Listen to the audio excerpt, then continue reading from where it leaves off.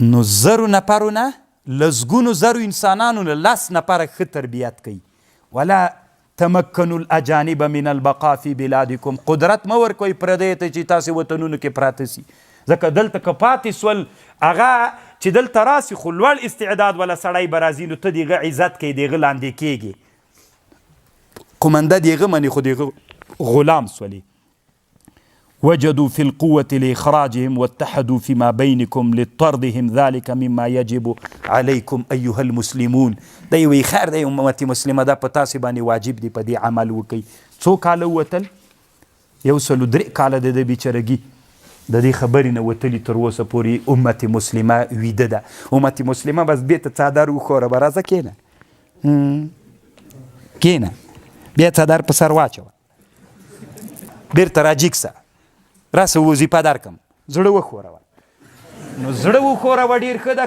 که دغه جهاد چې اسلامي امت بیرته خپل حالت ته لاړ شي، کم یو جهاد ده، خپل حالت ته اسلامي امت باید بوتلل سي. هغه داعیانو ته ورسئ چې هغه داعیان مو بیرته خپل هدف ته ورسوي.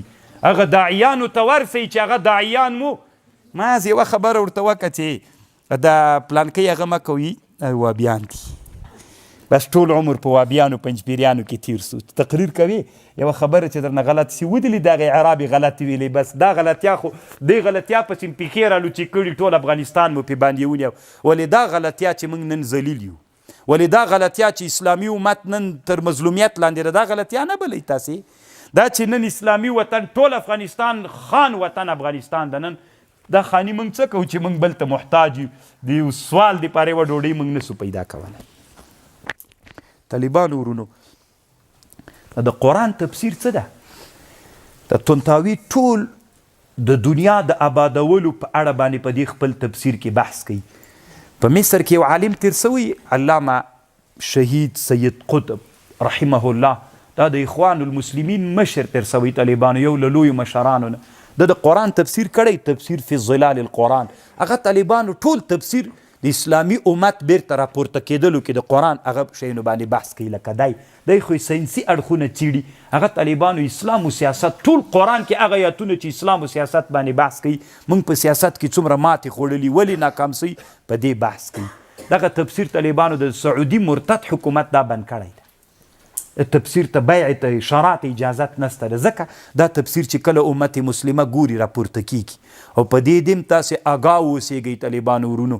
دغسې خبرې چې ما تاسې ته وکړې، کفري نړۍ داسې علماو سره سخته ورانه لري. دا علماو چې اسلامي امت راوي کوي تر ټولو نه دا ډېر سخت دښمنان دي. او دا چې درته وایي واړه تسبیح راواړه، دلته یې وایه، دلته وایه، بیرته بیا دیجې کوي، بیا کته ووایه، بیا سر داسې واړه راواړه داسې وایه. دا یې چې ورته ویلې دې سره ډېره دښمني نه لري، دې ته هم فکر وي. الله مو طالبانو په دغه فکر باندې وروزه. ان تجتنبو، موږ خپل منځ کې هره ورځ لګیا یو په مباحو باندې هم طالبانو موږ یو بل کاپیرو. و ان تجتنبو کبائر ما تنهون. اوس طالبانو د کبیرې ګناه حد سته، تعریف سته که نسته ده؟ کبیره ګناه چاته وایي طالبانو؟ نو تفسیر ابن کثیر کې لیکلی دي طالبانو، اختلاف خو ډېر د تفسیر ابن کثیر کې لیکلی دي ګناه کبیره هغه د طالبانو چې هغه موجب د حد وي، حد پکې راغلی وي. یا ګناه کبیره هغه د طالبانو چې هغه کې څوک راغلی وي، وعد وعید لعنت په قرآن او په حدیث کې پسې راغلی، دا ګناه کبیره ده. دا د ابن کثیر مختار تعریف هم د روح المانی هم داسې معلوم. ګوره کومه ګناه کې چې حد راغلی وي، یو بل هر هغه ګناه چې هغې کې وعد راغلی وي، وعید راغلی وي، حد راغلی، لعنت راغلی وي د چا له طرف نه، د شارع، د قرآن او د حدیث. لعن الله المحلل والمحلل له، دا ګناه کبیره ده. تاسې فکر ته پام و طالبانو د دې نن نه مخکې خبر وی چې د محلل صورت حرام و ناروا ده؟ لعن الله المحلل، لعنت پې ویل سو که نه طالبانو؟ دا هم ګناه کبیره ده. طالبانو بعضې علما وی ټول ګناهونه څوک دي؟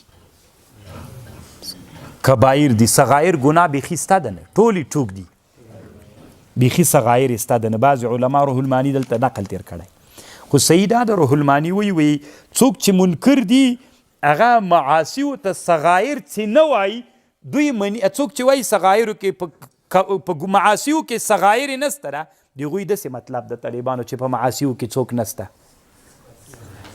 صغایر نسته د هغوی مطلب دا نه ده چې نفس تقسیم نه مني تقسیم مني ګناه دوه قسمه ده صغیره او کبیره خدای وایي صغایرو تم صغایر یې مه وایي ځکه هغه د الله نه معصیت ته که نه نو دوی وایي په نسبت الله ته چې تا دا ګناه کړي ټولې څوک دي الله درته ویلي مې کوه که نه الله او شارع در رسول الله درته ویلي چې مې کوه که نه نو که صغیره هم ده تی چې صحیح ده د نفس تقسیم منم خدا په نسبت سره الله ته مه وایه چې صغیره ده ځکه د الله نافرماني که غټ ټول څوک ده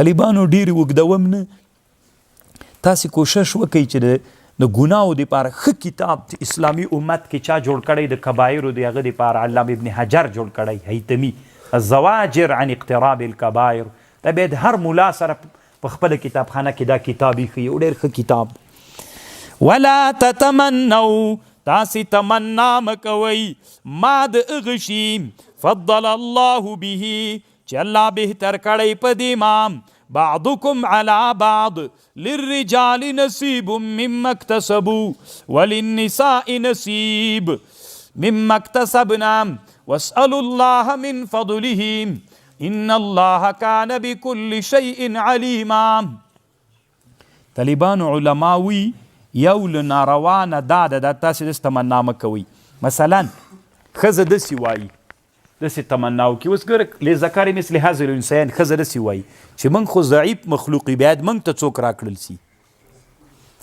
موږ ته دوه برخې راکړل سي ښځې ته یو داسې تمنا به نه کوي طالبانو دا تمنا طالبان روح المانی وی دا تمنا همدا انسبر بالتعلیل النهی بقولی للرجال نصیب مما اکتسبوا وللنساء نصیب مما اکتسبنا او بلدان طالبان واسألوا الله من فضله روح المانی دلته یو خبر کړي ګوره طالبانو یو حسد ده یو غبطه ده حسد دا معنی الله دنه واخله ماته راک دنه علم واخله ماته راک دنه دنیا واخله ماته راک دسه دعا مکوه